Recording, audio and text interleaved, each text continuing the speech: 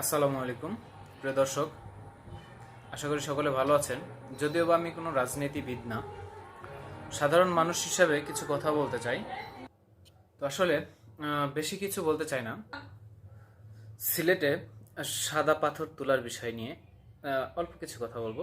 সেটা হচ্ছে যে পাথর সব তুলে নেওয়া যাওয়ার পরে জেলা প্রশাসনের ঘুম ভেঙেছে। এখন পাথরগুলো কোথায় গিয়েছে সেটার তদন্ত করতেছে। কেন ভাই? জেলা প্রশাসন যখন পাথর তুলতেছিল তখন কোথায় ছিল? তখন তারা কোথায় ছিল?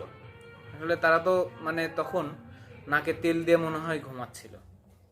উপরের পারমিশন আসবে, তারপরে আমরা অ্যাকশন নিব, হয়তো এরকমটাই ঘটেছে। তো যাই হোক, আমি বেশি কিছু বলবো না। আহ, যদি কিছু আপনাদের কিছু বলার থাকে তাহলে আপনারা কমেন্টে জানাবেন। আর আমার অল্প কিছু কথার মধ্যে যদি কিছু ভুল হয়ে থাকে তাহলে অবশ্যই ক্ষমা সুন্দর দৃষ্টিতে দেখবেন।